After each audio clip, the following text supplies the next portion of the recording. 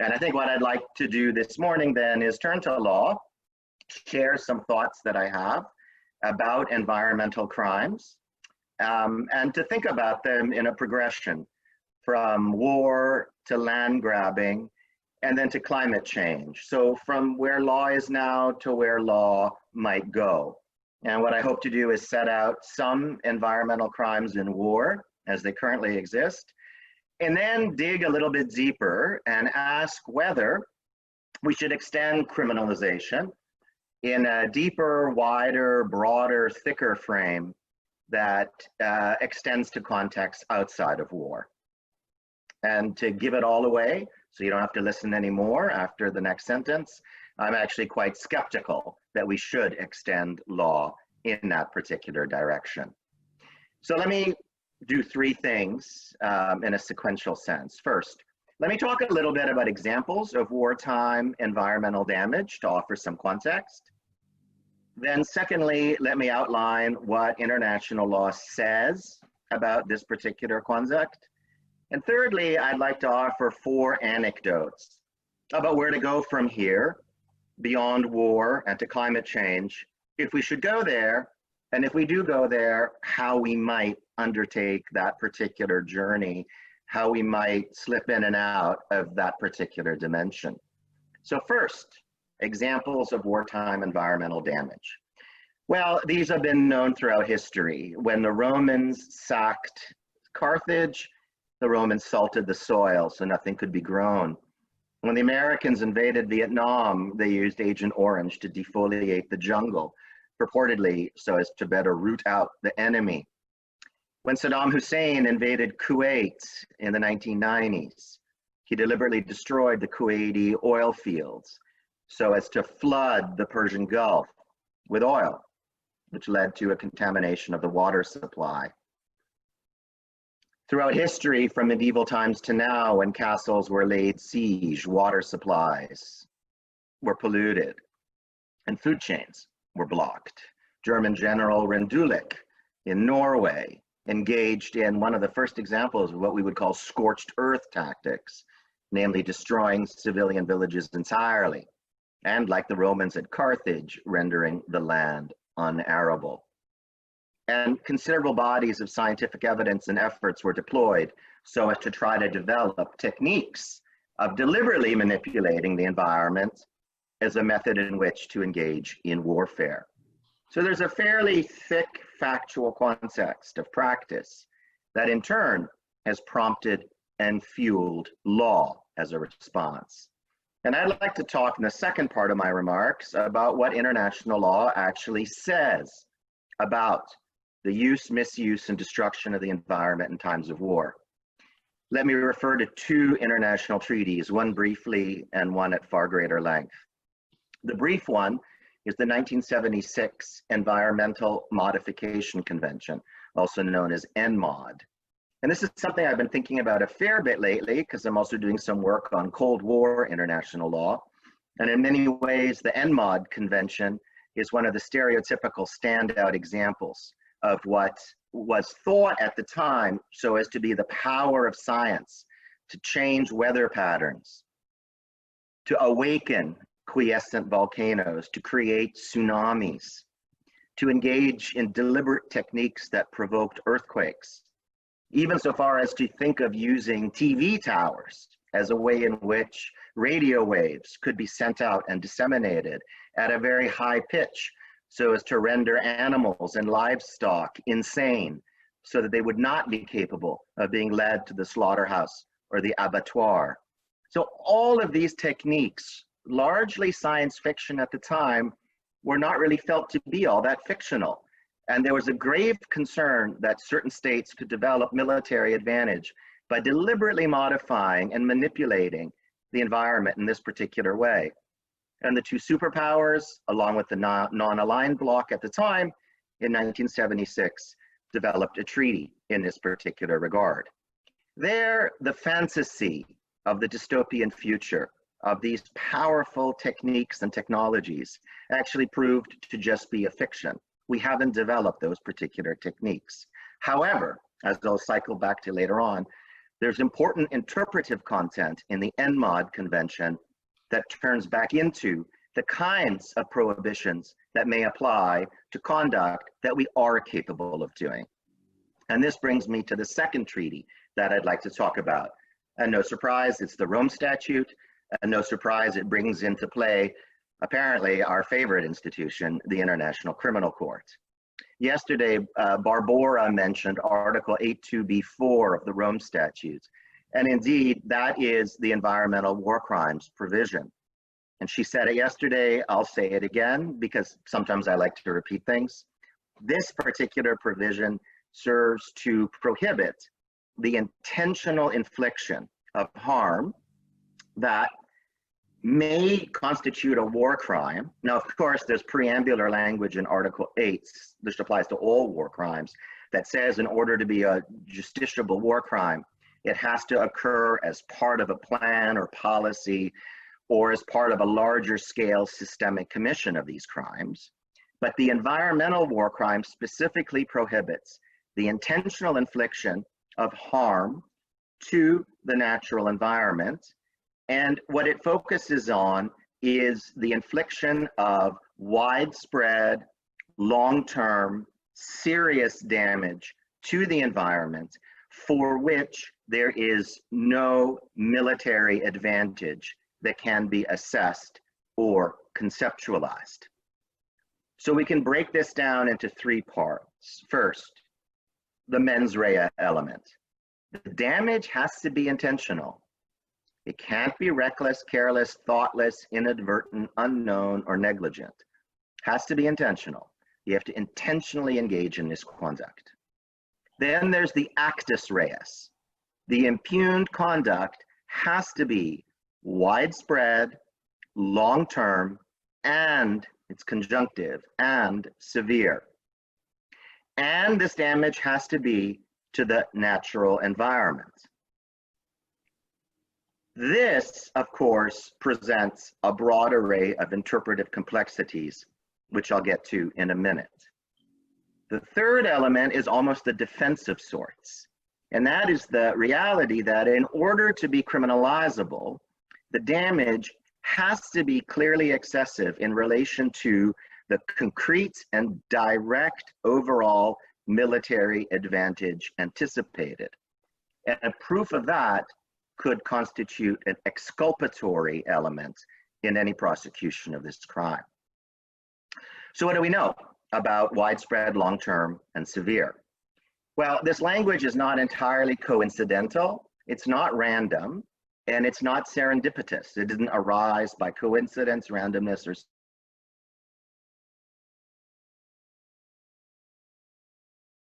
both additional protocol 1977 of the Geneva Conventions, as well as the NMOD Convention. So what do we know from both of these particular instruments? Well, widespread in understandings to the NMOD Convention has been defined as encompassing an area of several hundred square kilometers. So a big place, a big space. Long-term means a period of months approximating a season.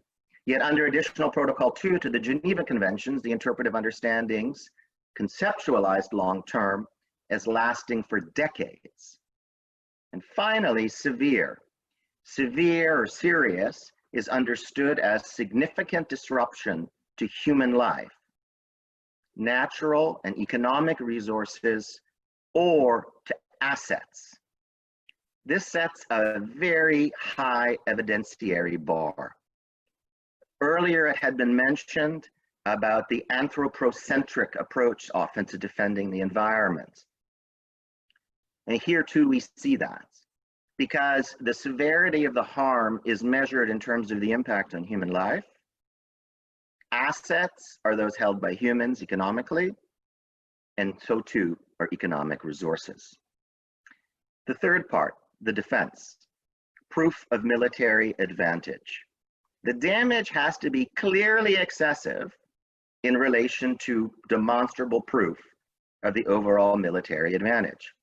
Now, these kinds of military necessity, military advantage, exculpatory provisions are very common to all of the war crimes, whether in Article 8 of Rome or under customary international law.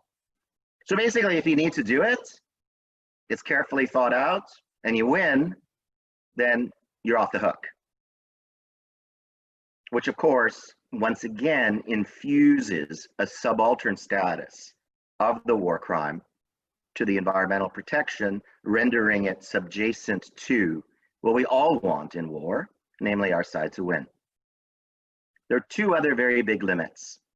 This particular crime is only applicable in international armed conflict. It does not extend to non-international armed conflict, meaning it does not cover civil war or internecine violence, which is a paradox because most of the handful of the ICC cases that have gone forward involve non-international armed conflict. And secondly, it doesn't apply in peacetime. It's a war crime. It only applies in contexts of armed conflict. And as has been mentioned earlier by Judge Turkovic and other speakers, a lot of this has led scholars, activists to posit the crime of ecocide or geocide. Here, the victim would only be the environment. Now, there's an interesting tension in the language of ecocide and geocide. Clearly, I think it's a safe assumption that activists pushing ecocide and geocide are trying rhetorically to invoke the language of genocide. There's a huge rhetorical pull to it. Yet the great paradox is by invoking the language of genocide conceptually, and ecocide and geocide, also pulled in is the reality that genocide, among all international crimes, has by far the highest mental element. The dolus specialis of genocide is probably the highest of any crime ever, namely this intentional eliminationism, scouring, absolute removal of the peoples from the planet. And in a sense, that places ecocide in a pernicious cul-de-sac. It's full of rhetorical sound and fury, but in the end, like a Shakespearean character, might achieve nothing. Because in order for it to actually be applied conceptually, the intentionality requirements are so high that it really doesn't fit what we would class as environmental harms in any way, shape, or form. So with geocide and ecocide as a bridge, and the time, as it always is, running against anyone who speaks, let me go to the third part. So where do we go from here? What should we do or not? Where should we walk? Or where should we stroll? Or where should we sit?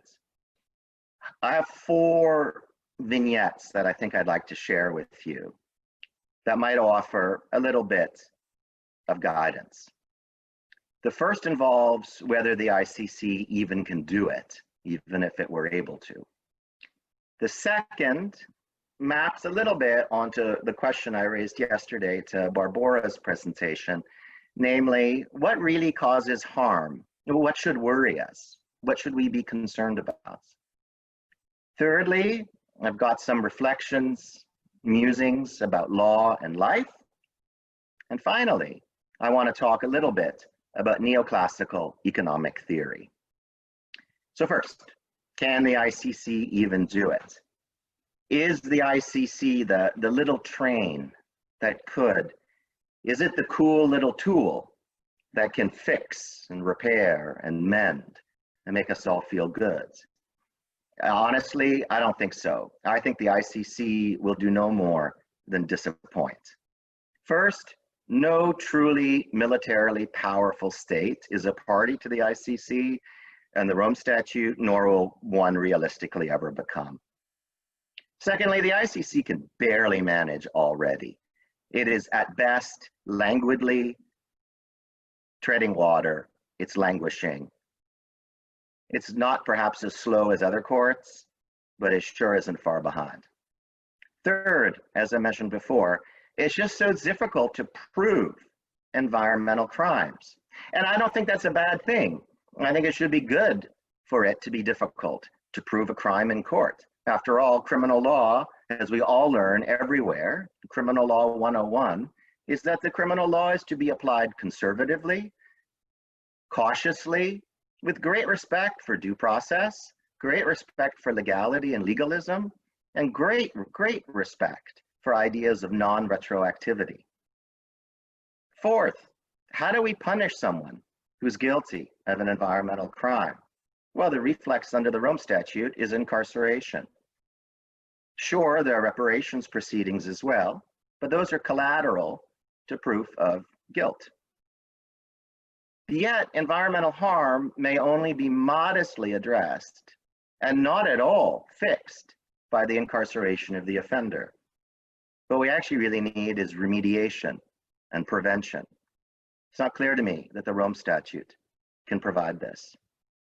Fifth, although the ICC keeps on telling everyone it's young and new, and certainly younger than me, but it's not really that fresh anymore. The ICC acts like a 20-year-old toddler. It's a failure to launch. Maya, I think the other day you mentioned there was some theme going on about songs. So I thought about that a little bit this morning. And I think a good song for the ICC is this old Bob Dylan song that was remade in the 80s and 90s as a fairly irritating pop culture classic called Forever Young. And the ICC seems to think it's forever young, but it's just not that young anymore. And if it, as of yet, hasn't shown the ability to address and tackle really tough cases, I'm not so sure that Renaissance is suddenly going to come. And the last concern I have with whether the ICC actually can do it is the simple reality that, by and large, environmental crimes don't compete. They don't compete in a spectacularized sense. They don't compete in a sensationalized sense. They don't compete in the public's vision with crimes such as massive gender-based violence, murder, massacre, eliminationism.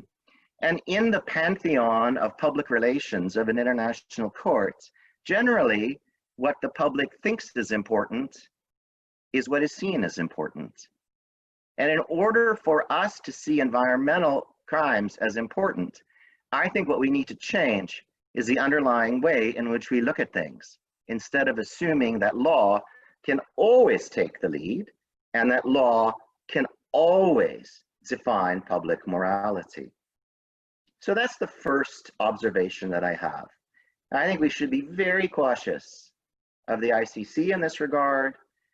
Disappointment is bitter, and instead redirection might be better. Second point I'd like to raise. So what should we really be worried about? What causes most environmental harm?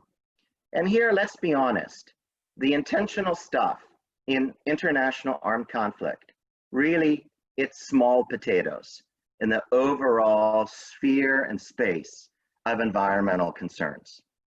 The real problem isn't intentionally destroying the environment on purpose, wantonly. The real problem is carelessness, thoughtlessness, inadvertence. It's like in that wonderful F. Scott Fitzgerald novel, The Great Gatsby, when the narrator, Nick, has this really neat discussion of his reflections of Tom and Daisy, the two principal characters, a married couple. Tom has an affair, his mistress ends up becoming murdered.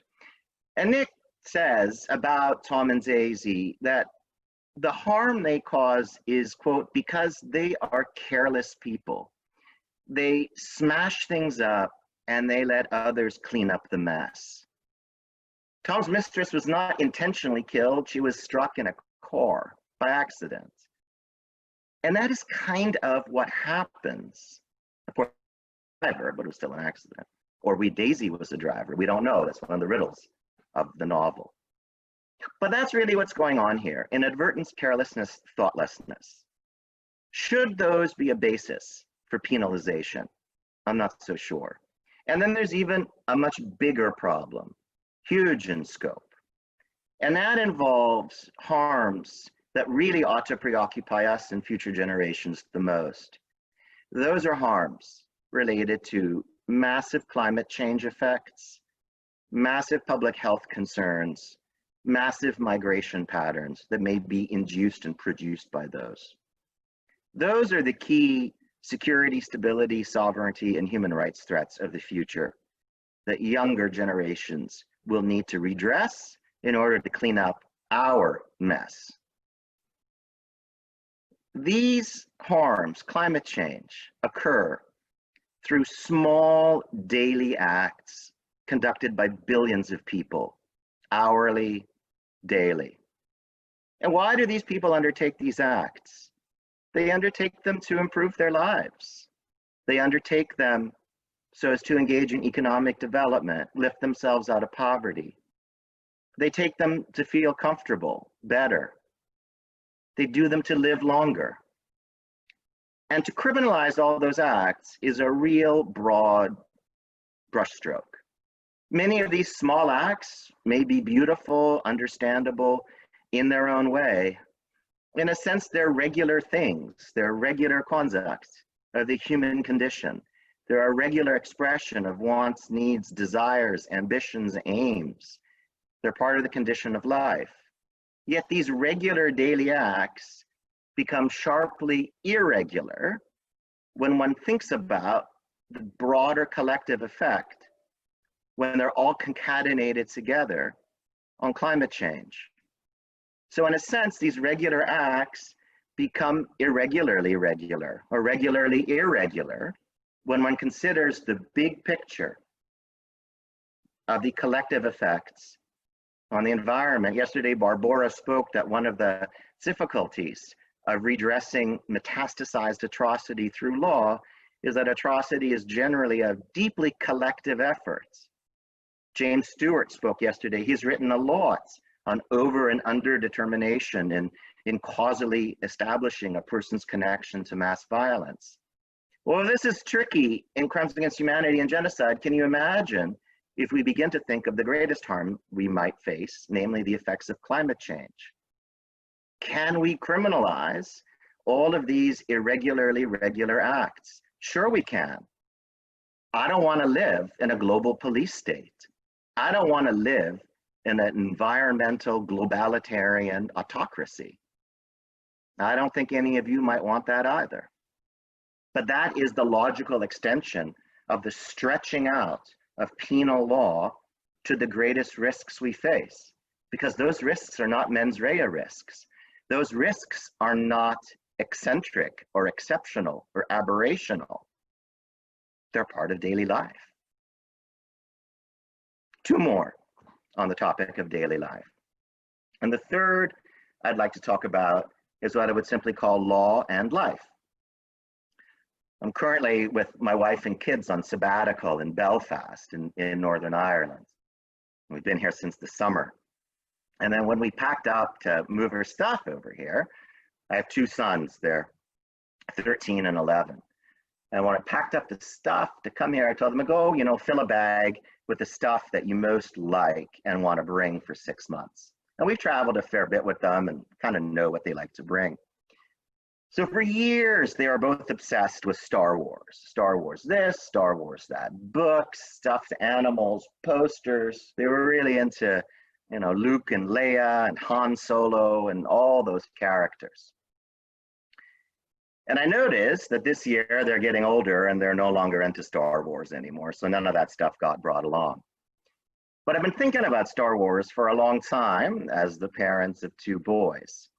And I think law and life in that particular film series are epitomized by two non-humans in that particular film. The first is this cyborg called C-3PO. And C-3PO is all glittery and golden. And he looks very human, but in a sense, he's incredibly non-human. He's pedantic. He talks all the time. He's full of endless recriminations and advice and rules and regulations and orders and ordinances. And he prattles on and on and on about all of this. And he speaks like a million languages because he's been so programmed to talk about rules and regulations to anyone in the galaxy. And then there's another non-human, R2-D2. So R2-D2, he just chirps and makes noises. He's basically a robot on wheels. And he's so adorable. He's short and he's like a little frumpy kind of looking, and he has this beacon in the front. And he's also brave and lively and courageous and charming. And in the end, the two of them make a pair, but in that pair, I see law and life. I see C-3PO as law, and I see R2-D2 as life. And at the end of the day, there are things about morality that law, in the form of C-3PO, can't provide. And R2-D2, who just understands, provides, because he gets it.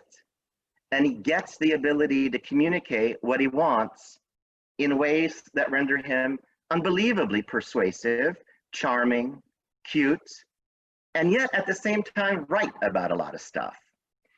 And when I think about the superimposition of law to the already fraught context of the environment, I don't just see C-3PO, I see C-3PO on steroids, and I see no future progress being made in terms of altering in any way, shape, or form, or changing or modifying the underlying values about how we could actually secure environmental protection. And I worry that the more law we bring in, the more we think we've done something right, when in the end, we've just built a sandcastle. And when the first wave comes in, it will all disappear. Which leads me to my last point, and that's neoclassical economic theory. So last week, I had a chance to go to Edinburgh.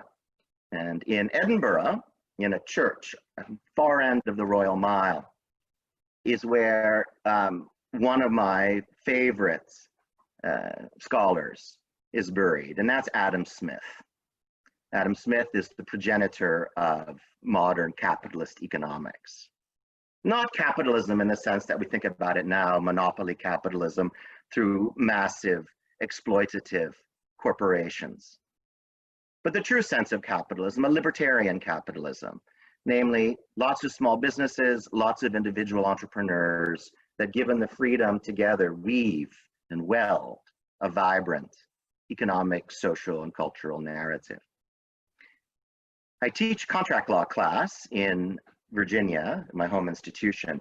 And in fact, one of the first readings I give the students are Adam Smith's lectures from Glasgow University in the 1700s. And there, the excerpt I give to the students talks about self-interest and charity. And Smith's main point is we do not advance by relying on charity. We rely by advancing self-interest. And in this frame, Smith speaks of the baker, the butcher, and the brewer. And he says, the baker, the butcher, and the brewer, the bakery, the brewery, and the butcher shop don't advance because of the charity of the consumer. They advance because of the self-interest. The self-interest being putting something on the market that people want, that fills a need.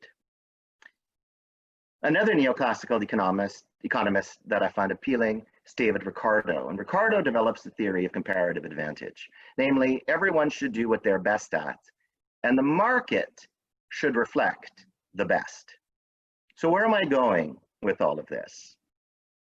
I think, on a broad perspective, as young people, scholars, practitioners, and policymakers, we should take a theory of comparative advantage and apply it to law in its process of coming to terms with whether it can deal with the environment or not. I think instead of international criminal law trying to do everything, trying to manufacture everything, trying to produce everything, we should go back to Ricardo's basis and say, if the English are good at producing wool, they should produce more of it. And if the Portuguese are good at producing wine, they should produce more of it. I don't think international criminal law can advance us much on the front of protecting the environment. It's too heavy, it's too much and too little at the same time, and it would lead to a globalitarian society in terms of punitiveness. Instead, what I think we should do is think long and hard of other ways in which to conceptualize and build up norms of environmental well-being and safekeeping. We should think long and hard about education. We should think long and hard about different kinds of insurance schemes. We should think long and hard about prevention. We should think long and hard of, instead of shaming people for their daily acts of contributing to climate change, instead of shaming people, perhaps instead we should think longer and harder of prevention. I think we should think longer and harder about conceptualizing other ways. I see a text that someone says they need another coffee to remain more optimistic. All right, I actually find this very optimistic, because maybe we can be more optimistic if we simply cease thinking that law is the Messiah, that law can solve everything. I find so many conversations about environmental crimes through the lens of law lead to frustration. Perhaps we should just talk about something else. And that's what I'd like to do. Thanks for your time.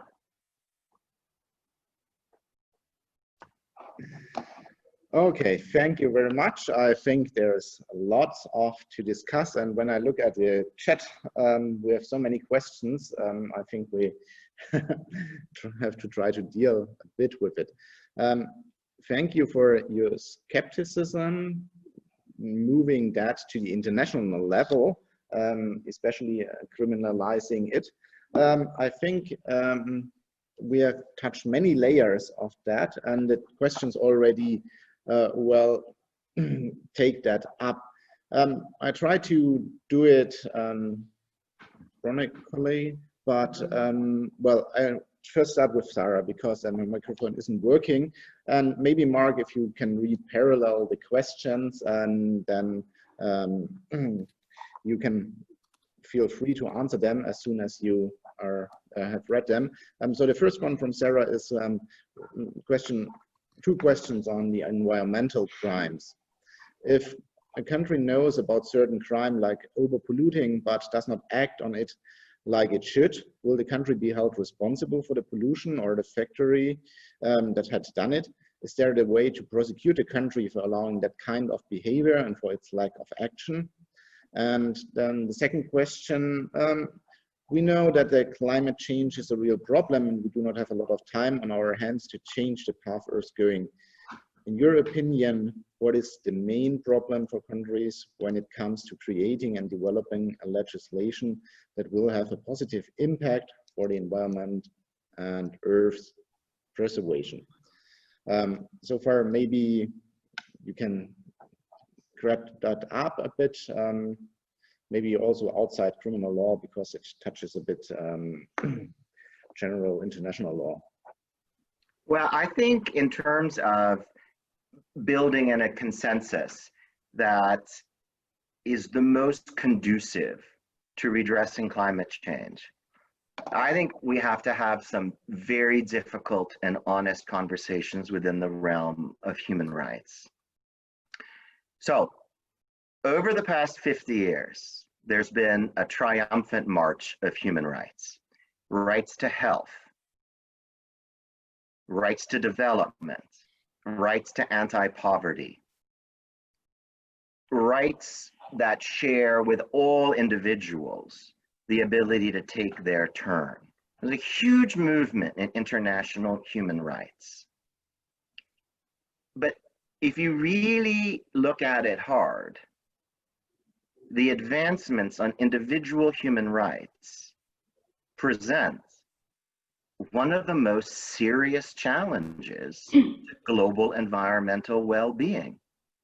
The more of us that exist, the longer each of us lives, the more we all have rights to housing, rights to shelter, rights to food, rights to work, rights to property. The more we have all of those rights, the greater the weight that is placed on the collective well-being of the environment. And all of those individual human rights are good. I just told you that I like Adam Smith. I believe in all of this stuff deeply. But I think we have to be honest that the more we actualize our individual freedoms and share them with everyone and extend life expectancy, the more we do all that, the greater the weight on the environment. And to me, framing it in that stark way suggests that we cannot so readily begin a process of criminalizing rights that may have the inadvertent, thoughtless effects of exacerbating global climate change. There's also something very Western about many of these conversations. It's really easy when you're sitting in a comfortable place to say, comfort, more comfort is a luxury. But when you're sitting in a terribly poor place, it's incredibly condescending to tell someone in that space that additional comfort, additional employment, you can't slash and burn the rainforests out of desperation, you're just gonna starve. You know, it's tough. And I don't think law is the place to start that conversation. If I knew where to start it, I wouldn't be zooming in with you here. I'd be sitting on some tropical island drinking pina coladas because I would have achieved something relevant in my life. So, you know, I think that will be one answer. I think the only way to advance on the environmental front is to have really radical conversations. There's actually one, so in this Cold War project that I'm doing, I'm reading some of this 1970s deep ecology literature. Man, this stuff is really, really interesting. This Gaia stuff, it's way more interesting than anything Greta says now, right? So to me, sustainable development is the ultimate oxymoron because development is the noun, sustainable is the adjective. At least in the English language, nouns lead, adjectives follow. Nouns dominate, adjectives are florid, window dressing. So sustainable development really is about development. But if you read some of this 1970s stuff, this notion that should trees and animals and plants have legal standing, this idea of Gaia, it's really much more radical stuff. And it seems that we've lost some of that edge. And I think compartmentalizing this into law would render that edge even duller. So that's sort of just my response to it. Sure, some lunatic general who deliberately destroys forests or deliberately engages in creating tsunamis, sure, that should be criminalized. But that's the tip of the iceberg with the problems that we face. And I feel that with law, the conversations are great, but they're circular. We're not busting out of what I actually think is just a cycle.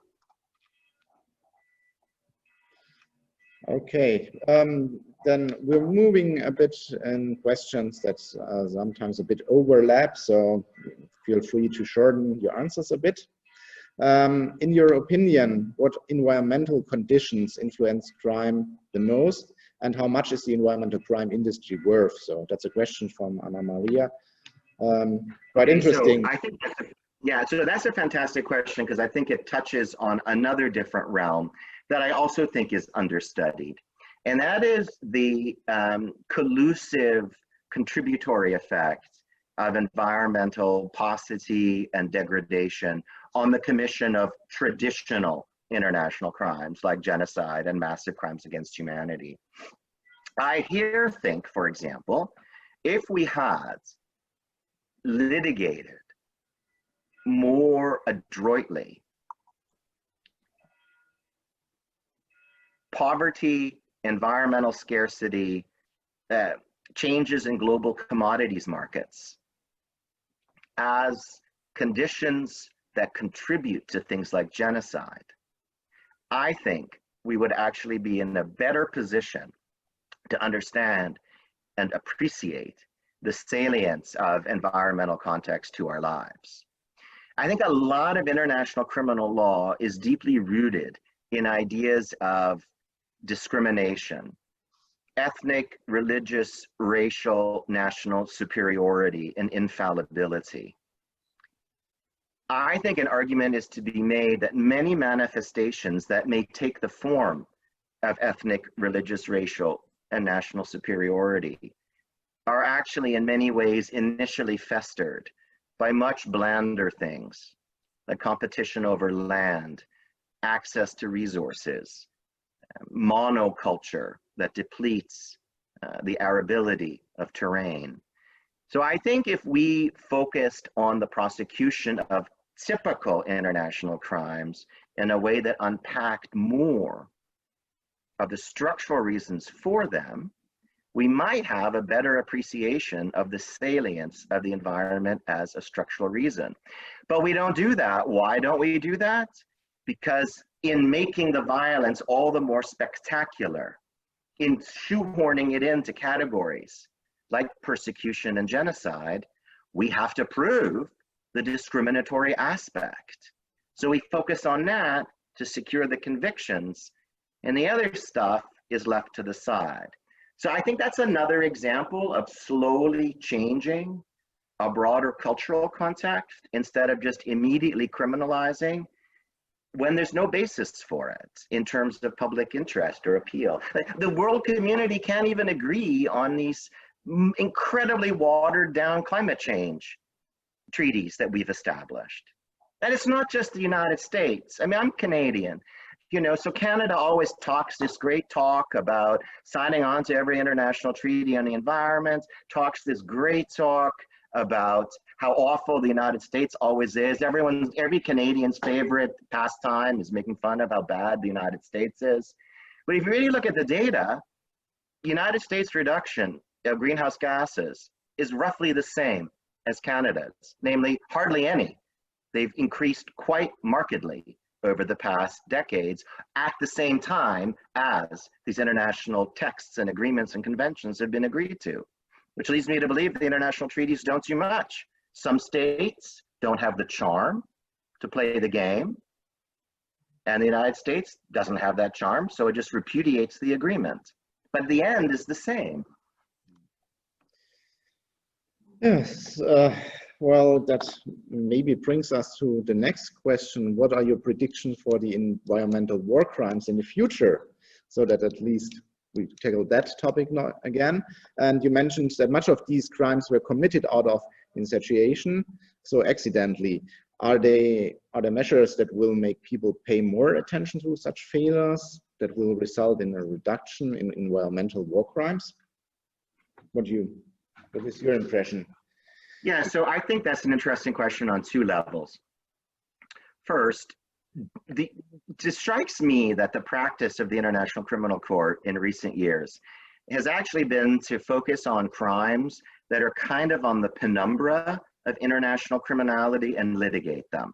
So, for example, Lubanga, child soldiering, Almaty, cultural property crimes, Katanga involved pillage to some extent.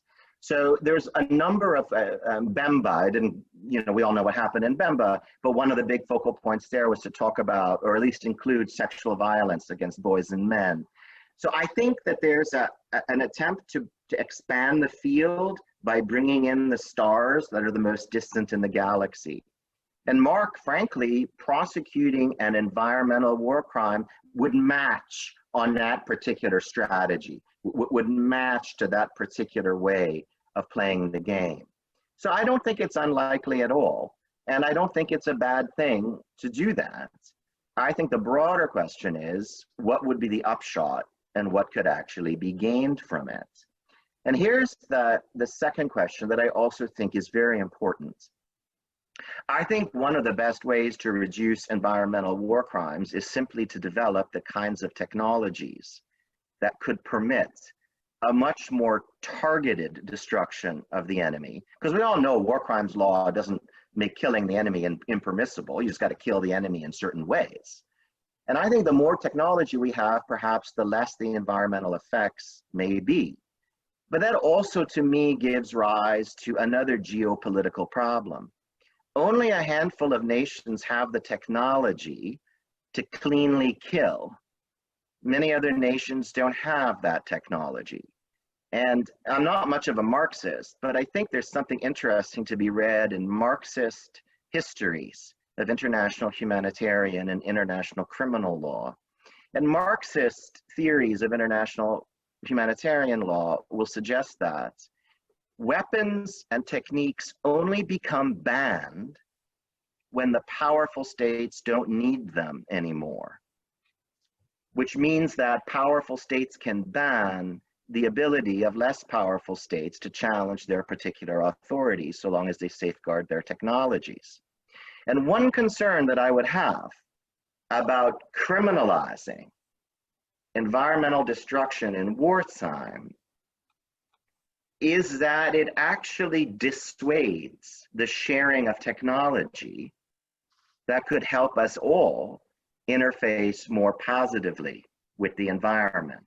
I see that as a potential side effect of criminalization. So thank you. Then we move to Zoran's question. Given the unimaginable possibilities of harming natural environment when using it as a weapon, in armed conflict and during terrorist attacks, does the world need a modern set of measures and options to primarily prevent such situations and only then deal with prosecuting the perpetrators? In your opinion, can the UN take over this role as a universally present international organization, or is it necessary to design a new body, or are we doomed no matter what? So I actually think that's a great question, because I think some of the biggest consciousness raising movements have actually come, particularly in the Cold War years. The foundation of the United Nations Environmental Program, the early 1970s, the Stockholm principles, 1991, 92, the Rio Declaration. But these were all things that took a realm of administrative best practices as opposed to penal law once again. And I also think in this particular vein, international criminal law, in particular the ICC, really sucks up an enormous amount of attention and oxygen. And there is not an infinite level of oxygen in the atmosphere. It's finite. You know, the pie cannot always grow. Sometimes the pie just remains a certain size. And the extent, once again, to which law sucks up all the oxygen means we have less time to think about other things. And I actually think in this frame, we can take another step back, and I think we can recognize that we're impatient, we're moralizing, we're very worried about future harms, particularly through climate change. But I think we need to recognize that, like, up until 1950 or 1960, no one's talked about the environment other than the dominion of man. And I'm using that language because really that's how all society was constructed at that time. And yet now we don't see it the same way anymore. And I don't think that criminal law achieved that social transformation change. So I think by investing so much in what brings so little, it's not from a business perspective, from an investment perspective, I think it's a little unwise. Do I think that someone who deliberately defoliates the jungle and like poisons people should be criminalized? Yeah, sure. But that person is an aberration. Okay, then we have, okay, I see Xenia, and then as a last, Sunchana, and I think we then have to close because we have to move on, but insofar, please, quick question, quick answer, if it's possible, concerning these topics. So maybe Xenia first, and then you sum up, Sunchana. Mike. Yeah, I unmuted. Okay. Do you hear me? Yes. Yeah.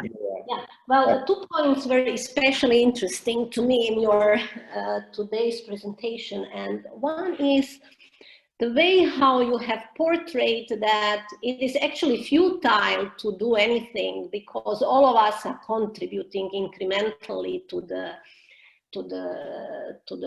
damage that is occurring and to the deterioration of the environment and the climate crisis and so on. But if we are looking really to the data, you know, then we see that 100 big corporations, biggest corporation, big 100 corporations in the world are producing 71% of all emissions. And this is from 2017 data.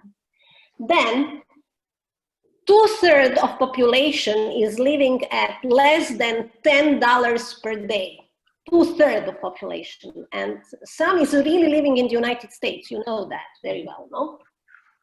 Then 10% of the population, richest population, is producing 50% of all emissions, and 50% of poorest are producing only 3%.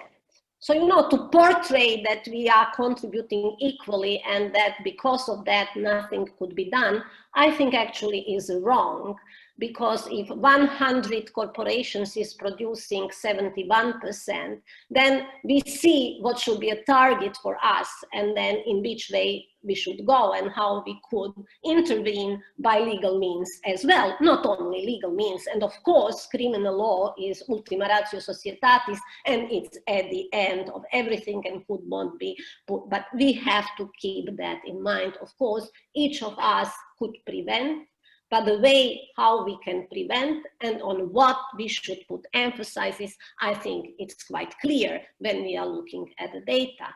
So this is one. The second one, which is very interesting to me, is the play between libertarian thought and neoliberalism, which is actually quite interesting, and then neoliberal, the idea that are actually distorting the ideas of the Adam Smith and Ricardo and the other early economic thinkers. And I here agree very much with you that actually if we would like to do something, then we have to start there. Economics is there because there is where all the destructions is actually coming, because today at least 97% of the scientists agree that what is happening to us, it is caused by humans. It's not something coming from I don't know where, but it is caused by humans. And actually why we didn't talk about that before 1950, because only after 1950s, you know, all this deterioration started to occur. Visibly. It started earlier with the first industrialization, but visibly we saw it after 1950s, 1960s. However, in the cause, I believe, is the really neolibertarian idea of unlimited growth. That is like a mantra of today's society. And if we are not growing, and if GDP is not 4% or 12% or I don't know, and this unlimited growth is really unsustainable, and that is what I have mentioned in my presentation as well, you know, that we cannot talk about balancing if we say that economic rights and environmental rights are on equal footing and then we start to balance. For me, it's obvious that economic rights should be subdued to environmental rights if we would like to preserve our survival. So it seems that we should to find new paradigm within the economics for neolibertarian approach, which is, you know, and people start to think about that, and people start to think about, for example, greening the economy, or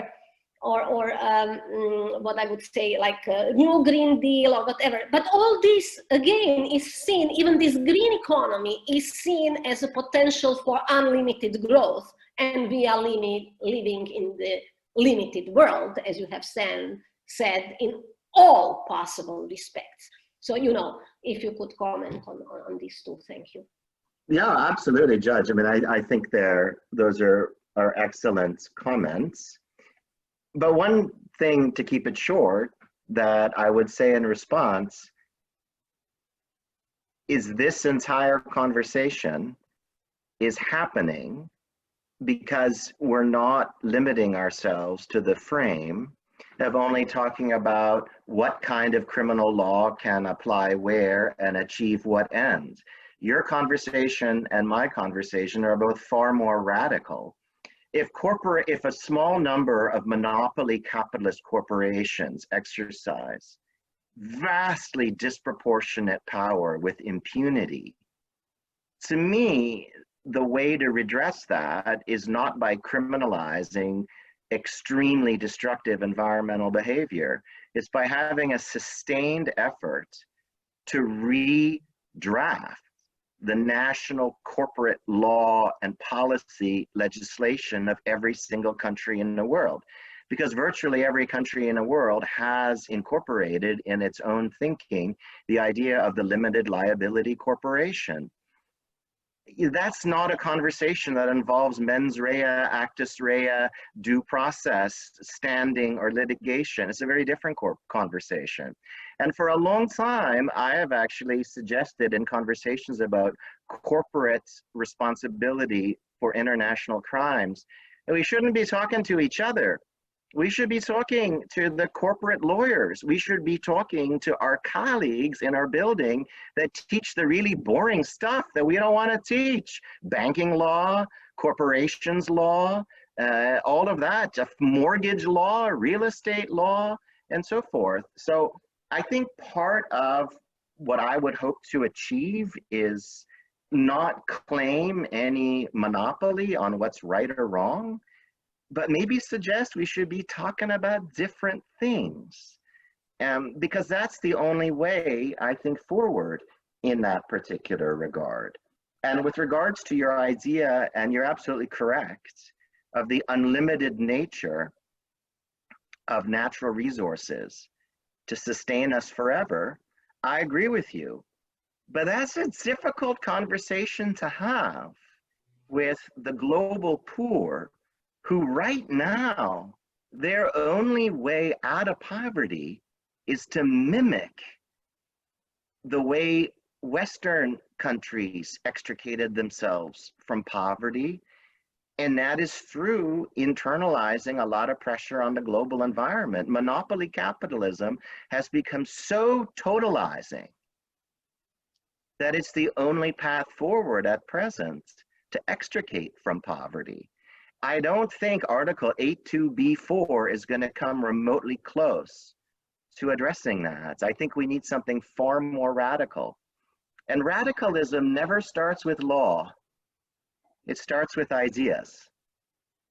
And that's I guess my short response to that. I think we're very much in agreement, but I think the discourse should focus on changing the discourse, which also means something that lawyers don't like. It means all of our technical knowledge of the law may actually not be that needed. So then, last but not least, Sunshana, going in similar direction, I think. Yeah, but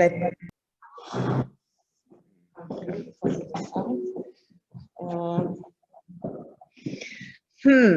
you've switched from this box to that box. Exactly, because of the Better sound. light in that box, so it's better.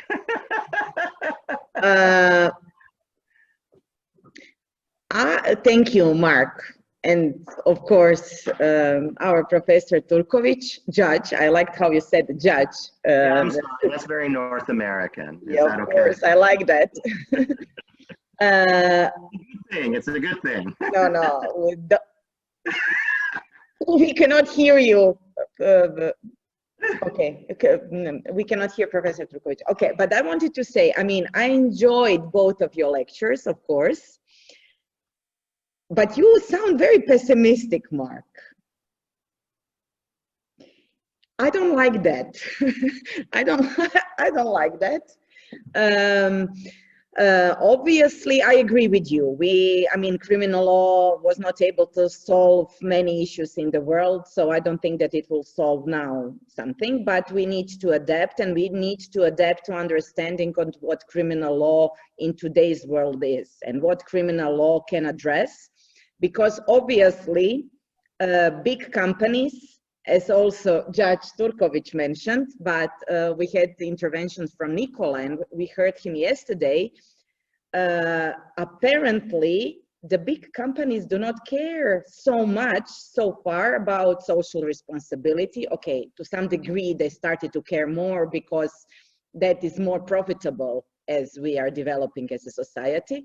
But still, I don't think that the argument just because ICC is not working, I'm not saying ICC is the perfect body to address it, but just the argument because criminal law is too, it has too much already, international criminal law, it has too much already, ICC is not really effective, etc. I don't think it's an argument to say that criminal law cannot do anything in this field.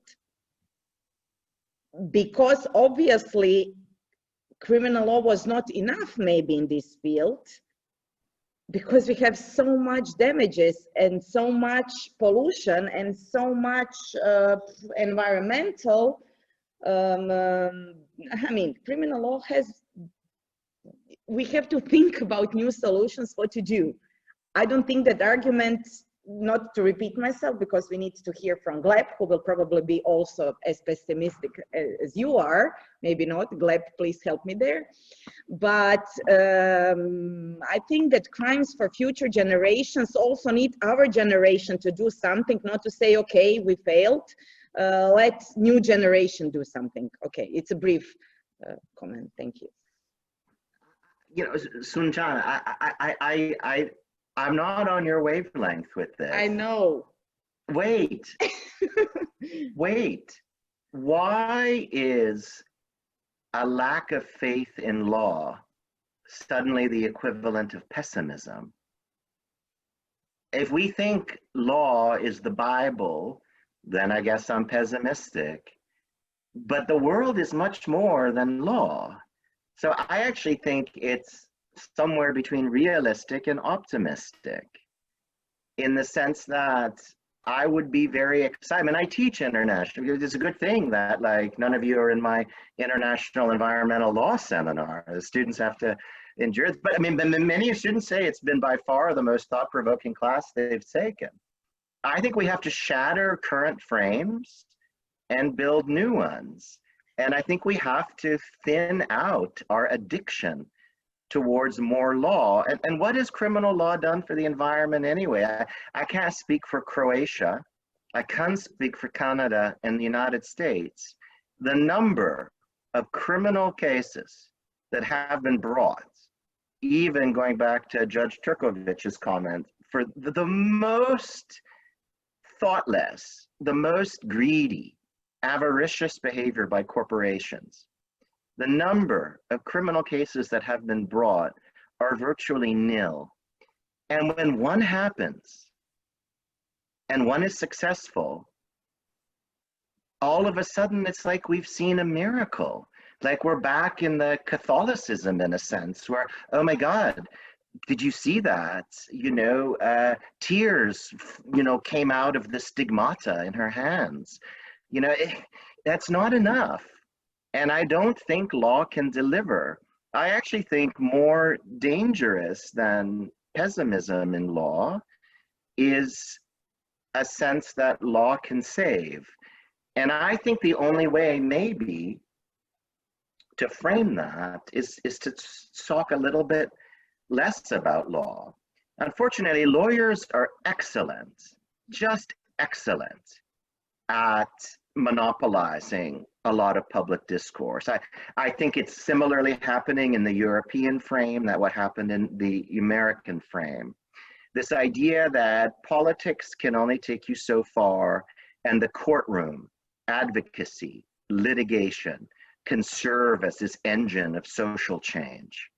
I think in the United States on matters of racial injustice, it has, but I haven't seen it in environment. And I love the mysticism and spirituality of religion, but I don't want to spend my days sitting around waiting for tears to flow out of the stigmata somewhere, because I just don't think that's going to happen. So if that's pessimistic, then I'm a proud pessimist.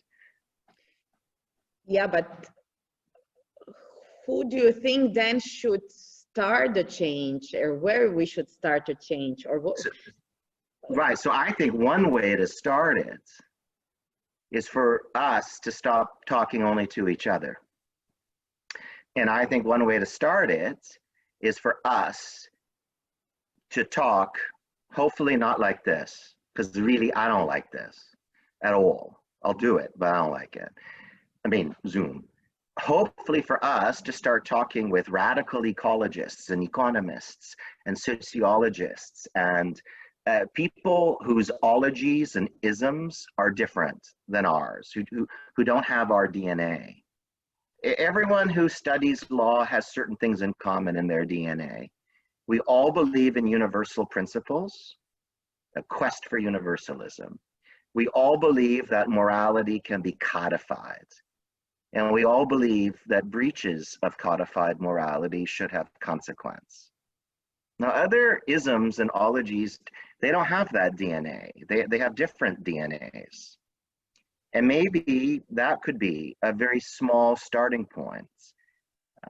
And I don't see a lot of that. I actually think that international criminal law generally sees itself in this constant struggle against all other ologies, all other isms. And it sees itself normatively as stronger, as more valiant and more brave. It's this constant struggle between law and politics. But maybe we should stop the struggle. And stopping the struggle means that we have to recognize, talking about markets, that the market niche we have isn't going to be able to fix it all. And I don't think in the environments it can. If you do a history, I mean, you don't have to be a critical historian to look at international environmental treaties over the past 30 years. Very few have worked. And the ones who have worked, so take the Vienna Convention on the ozone layer and the Montreal Protocol to the Vienna Convention on the ozone layer. The ozone layer regime has actually worked quite well. And the threats we face from the perforation of the ozone layer today are far less than in 1996, 1997, when law first grasped this. But there was one major reason for that. It had nothing to do with law. The major American chemical company, DuPont, developed a successful substitute to CFCs. You know, in the old days, you know, when you had like aerosol hairspray and aerosol deodorant and Freon in air conditioning units. So DuPont developed a substitute product to it that didn't damage the ozone layer. And law followed. It was easy to prohibit that which imposed no lifestyle cost. But law didn't trigger that. Science did. So we should also really involve conversations with science, with technology, with entrepreneurs. I think the best way forward is to, going back to earlier conversations, to find money in environmental friendly conduct, environmentally friendly products. That's where we should be focusing our effort. Then the problems will solve themselves if the markets are relatively free. Yeah, well, Ksenia wants to say something. I would also respond, but this is the problem of Zoom, so we will have to. I agree in part. I mean, and this would continue into continue. I would firstly say that DuPont was really in a middle of many accusations and on war profiteering on so far. Product. So this is really good for them anyhow to contribute in this because they were responsible for many other things. So still we have criminal law here. But then again, what you are saying can apply to all, can apply to murder, can apply to many other offenses. But okay. Mark, the other Mark is right, that we have to keep on schedule. Maybe. Can I just say 30 seconds? I want to thank you so much for this opportunity to see you guys and to share some ideas. And thanks for the space. And I mean, this is like my fourth time sort of in the, as Mark and Sanchana know. So I think part of this is also not just to instruct, but also to spark conversation. Definitely. And that's really my goal. Definitely. Thank you. Thank you. Thank you very much. We'll continue with that. Professor Turkovic, do you want to say something just briefly? And then Gleb, please. Thank you. Thank you, Mark.